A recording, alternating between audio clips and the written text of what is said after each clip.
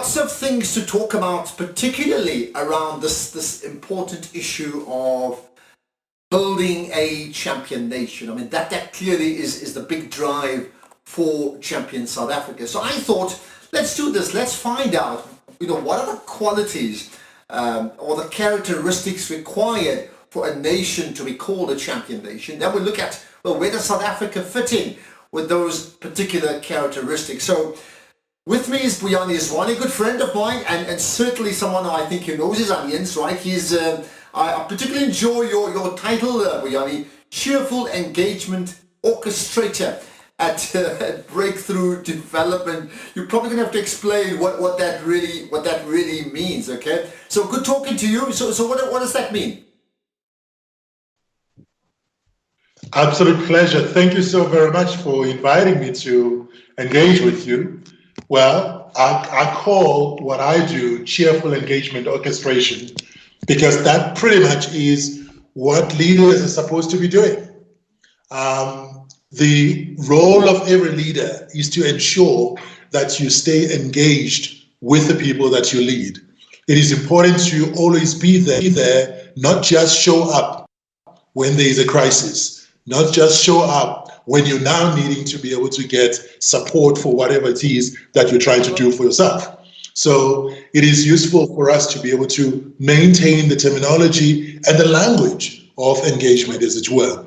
So for me, it is important to be able to get to cheerful, primarily because cheerfulness has a lot to do with the heart, and leaders need to be able to engage with the heart. And do you think that often enough we as a people, we as a nation, we're not cheerful enough? What I'm trying to say is that cheerful is almost, it's not a sexy word to use. It's a word to use when you're watching rugby and cricket and entertainment, but when it comes to big issues around nation development, the word cheerful almost gets thrown out. It gets thrown out because we spend so much time dealing with the negativity. And in fact, much of what gets to be carried through, even in the media, tends to be about what's not working. So that being the case, you end up, therefore, without people being pulled towards the things that are positive in life.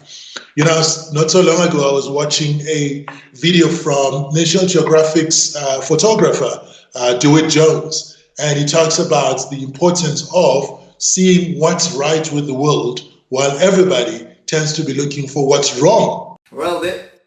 So our lens plays a big part in terms of okay, what's right with the world.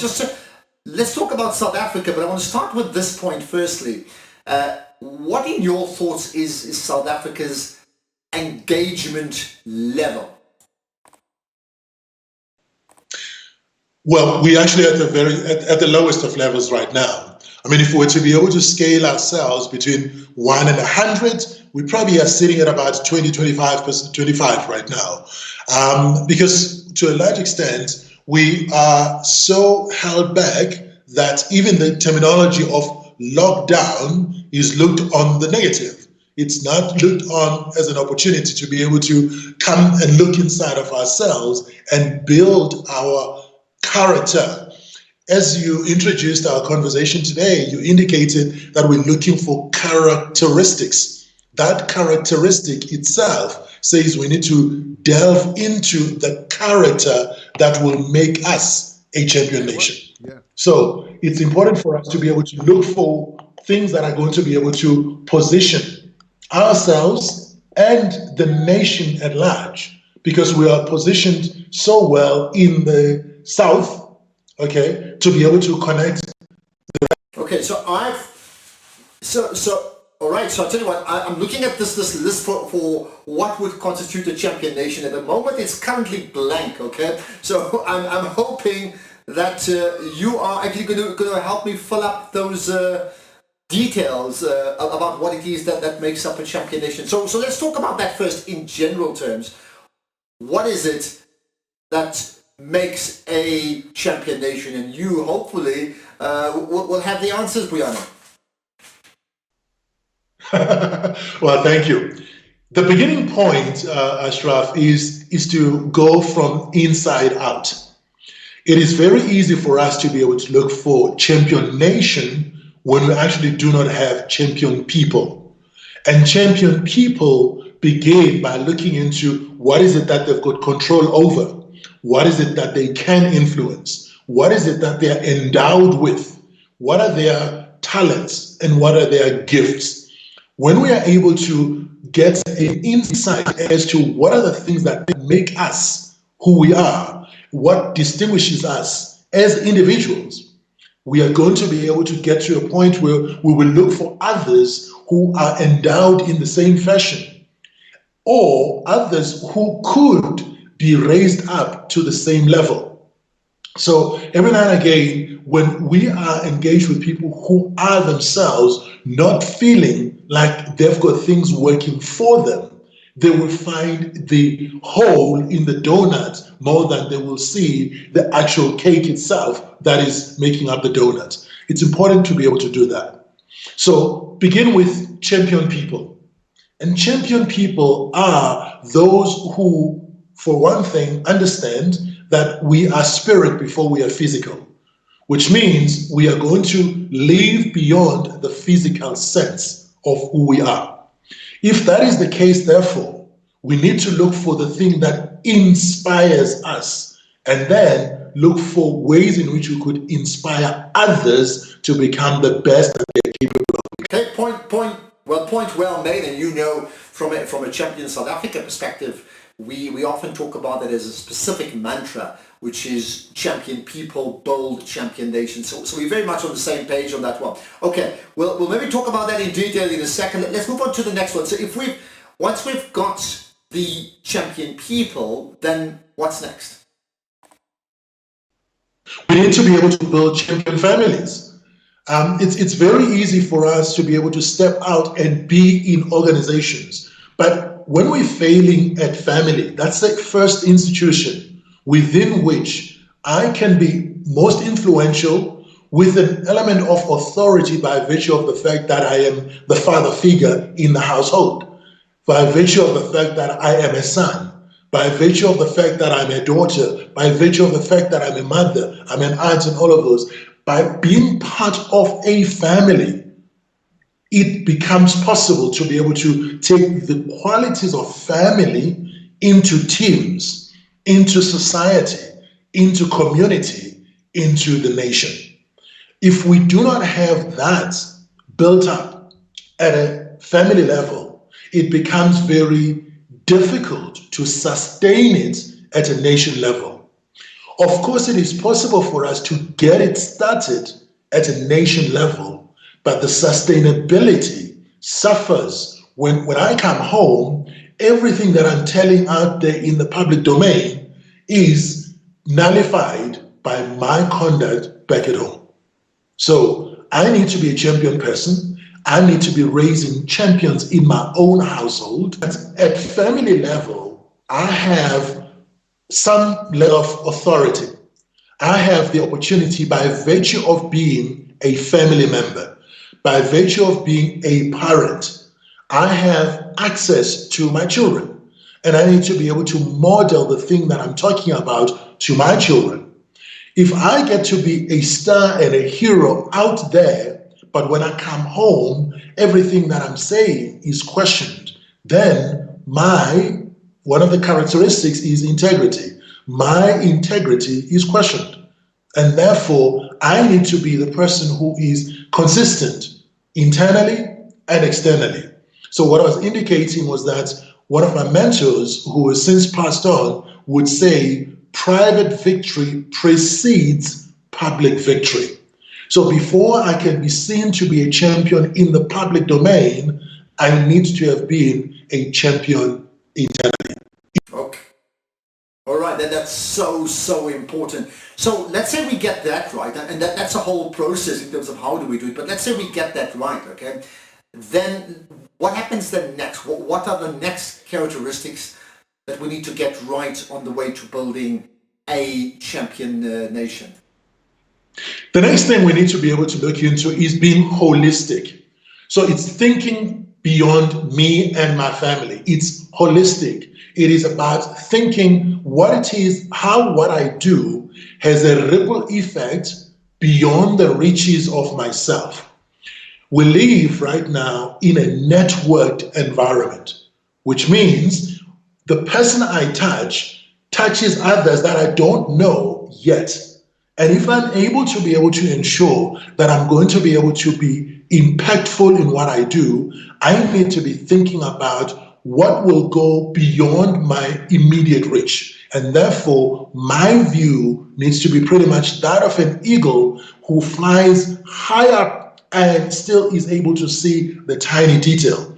But I need to be able to see with what is often referred to in business terminology as the helicopter view, the big picture that needs to be there. It's vital for us to be able to do that. So holistic is important. Holistic also speaks, Ashraf, to being understanding that we are an ecosystem. So what I do on one side will impact others, even in places that I do not know. I tag one end and the other end is being tagged as well. Therefore, I need to think holistically, but also ecosystematically. That's critical. We talked to you at a time where there is so much concern around the coronavirus and COVID-19 and the impact it has. But the one thing that comes through from that is its ability to spread. Okay, now it's largely negative and largely devastating, but therefore, to pick up on what you said a moment ago, are there lessons we can learn from that in terms of the way the virus has an ability to touch other people's lives, in this case negatively, but how then do we borrow that and start reshaping how we touch other people's lives very, very positively to try and get this champion nation? Well, absolutely. One of the beauties of technology, I mean, technology can be a good servant and it can also be a terrible master. But when it becomes a good servant, think about how utilizing groupings such as our WhatsApp groups and our Facebook communities and all of those, we are able to share ideas about what it is that we have done in a particular area to overcome challenges.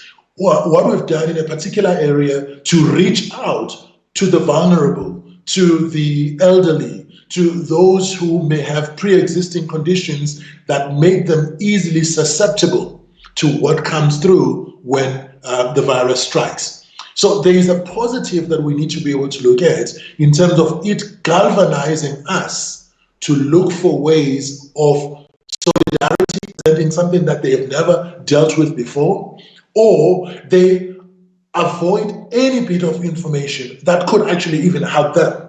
So there is the Minister Zweli in case they gets to be on television, addresses the nation, they switch off at that time because they don't want to hear and see the story. The key to their life has been taken away from them. They no longer have control. They no longer can take charge of themselves. You've said so much, right? But all the things you've raised now, interestingly enough, are what many would consider the soft skills in terms of shaping. Well, we speak about the champion people. I often talk about the champion mind and what that means. Do we then move on from that in terms of that's the softer skills? That do we then talk about hard skills in terms of building a champion nation? Well, if we could just come back to the champion mind, I would like us to suggest that one of the next characteristic would be abundance mentality. The thinking that we will become a nation of champions when we share and we tell ourselves there is more we can create when we work together. Abundance mentality takes away the discomfort when somebody is succeeding and you tell yourself, no ways, if they succeed, then it is at my expense, which is scarcity mentality. The mindset of there is more out there is the mindset we need to build a strong. Okay, so but how do we do that if how somebody watching us right now thinks abundance, but there are many people watching us right now who think nothing, who think the absolute opposite of abundance. So how do we address that person who's not thinking the way you're thinking right now? Well, think about the time when you were in need of something. You even went on your knees and you prayed, God, do something for me. And you were desperate. And sometimes from crying out to hush, hush. And then out of nowhere, somebody showed up at your house. Or you needed a loan to be repaid, just like happened with the one person at the University of Witwatersrand who had long qualified but could not get her degree. She owed the university 95,000 rand, and people from all over chipped in 5 rand, 10 rand, and eventually full 95,000 came up because people could attach themselves to a real and clear need. They took out of their pockets, out of their hearts, and gave. The nation has many people who are looking for a cause to follow, something to be able to put their resources towards. Unfortunately, in many instances, cases of money abuse, mismanagement. And therefore, you're finding that even those who've got money would hold back. You would know, Ashraf, last year we were talking about the situation where there was an investment strike from entrepreneurs in our own country. They were not wanting to be able to part with money. Over R1 trillion was sitting in organizations' accounts. Individuals who are billionaires were holding back and not applying because what they saw nationwide was abuse at a highest level. There was mismanagement of the worst kind, and things were not based. So abundance mentality is possible when we think there is someone out there who may be like-minded, just like me, desirous of creating something special and wonderful. Okay, but now you're somebody who has a platform or platforms, and even when things go slightly wrong, maybe your brain is switched on to abundance mentality. What do you tell a person right now who's jobless, right? Who has got no money, who is starving, who's standing in queues, not just in South Africa but around the world, right? Because of the impact, the economic impact of COVID-19. So the point I want to make is, how do you address that person when I think at this point in time that person cannot buy anything you've said? Everything that you've said is just hogwash. It's like, I want food. How do you turn that around to even an inkling of abundance of that champion mind in the first instance? Each one of us is endowed with the capacity to volunteer. If you can volunteer your services, even if you are unemployed, you go to a place and you say, can I clean up the street? Someone is going to watch that and say, you have a heart of giving. It is when we give that we receive. If we're always wanting to get, we will find that the fount from which we're drawing dries up. It is important to be able to give.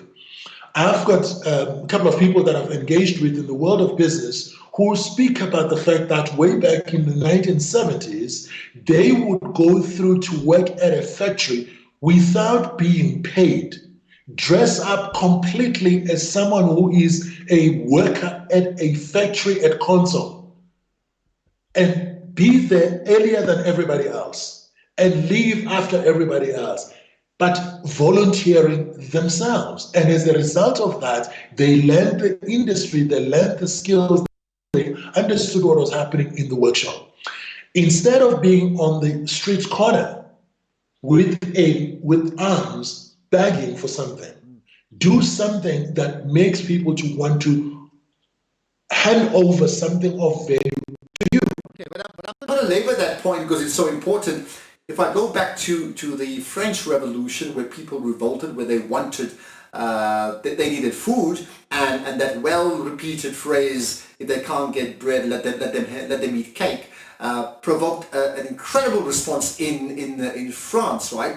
But the same can apply when there's been strikes, when there's been blackouts. I look back to New York a long, long time ago, and many other countries, and then even in South Africa, there's this herd mentality, especially, and it's not amongst the middle class and the super rich. It's always amongst the largely disenfranchised. They can vote, but disenfranchised in terms of opportunity, who therefore would, if someone's dishing out something, they would rush out in their thousands and like, what's in it for me? So I'm suggesting what you're saying may make complete sense, but in practical terms, it doesn't quite happen, does it?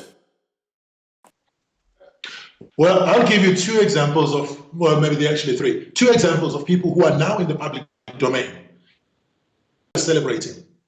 Steve Harvey was on the streets literally. 3 times he actually lived on the streets begging. Today, he's one of the most influential people in the world and had a speech impediment, and therefore he had difficulty even conversing with people. Something was ignited inside of him that you're capable of so much more. Go help out. And he did that. Les Brown is another person that I can present as an example.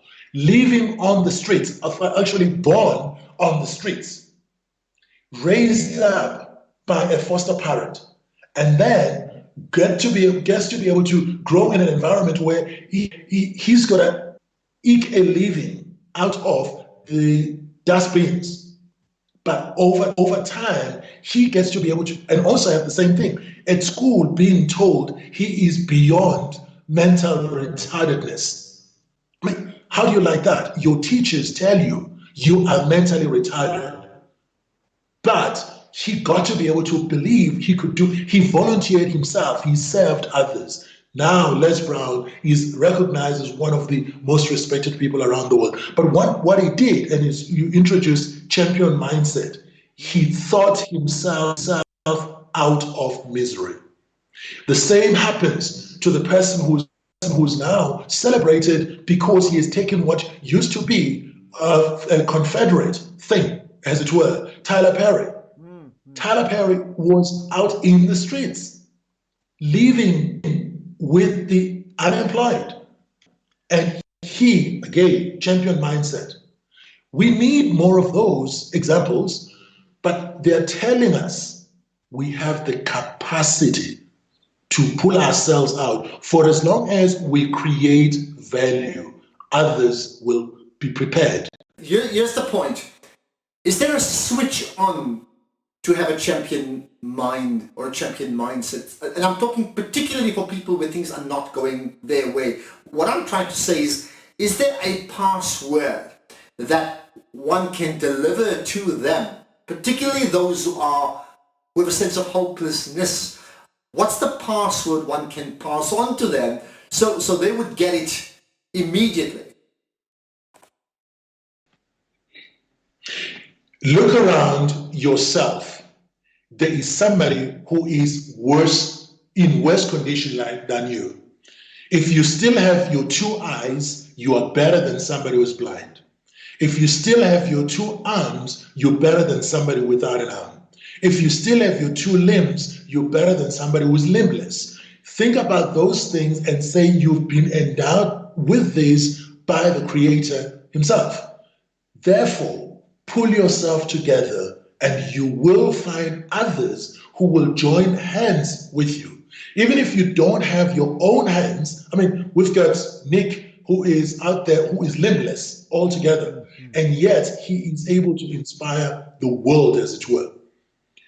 The truth for me is that each one of us have got inside of us a way to reach out to another because we are spirits. The spirits amongst ourselves connect to other spirits. I like the greeting that always comes through from the Hindu around Namaste, and you've been exposed to that a lot. And in itself, it's acknowledging the deity in me, greeting the deity in you, respecting the deity in you. Now, of course, when you're out on the streets and you are destitute and you're out and about and you're telling yourself nothing will ever rise up, look up. If the sun is still there, there will be a better day. If the moon is still there will be a better day. Yes, winter is coming. It's going to be very, very cold, but that is not the end. Seasons change. There will be spring. Sense of high hope, and there is a high hope and abundance for all of us, even in the midst of absolute despair. I'm going to leave it at that, Buyani, because I think there's so much to develop beyond just that, in terms of then the other things around, key problems like signposting, like education and healthcare and GDP, etc. But you're right. I think for this purpose, we focus on a primary issue, which is the human being, who's absolutely central to building a champion nation. Yeah.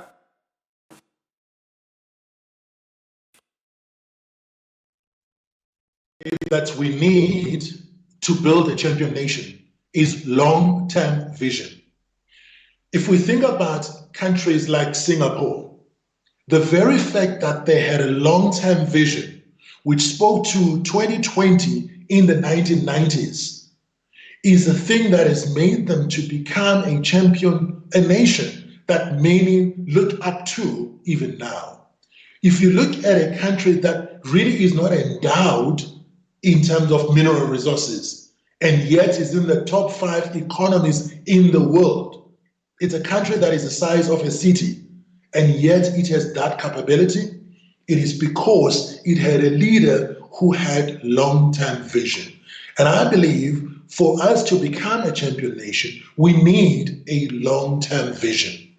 We've had a long-term negative vision for a good 46 years, where we had legalized unfair discrimination. That was a vision of the minority holding on to suppressing the majority. And yet, in 1964, there was a vision that was spoken to in April of that year, which was an ideal that lives inside of us, which is one of unity, oneness, and democracy. And that vision was the one that was able to maintain a person for a good 27 years. I will remove from family, remove from everything that mattered, because the vision was a unified South Africa. Now that we have gotten our political emancipation, there is a need for us to be able to look into what is it that sustains us as a nation.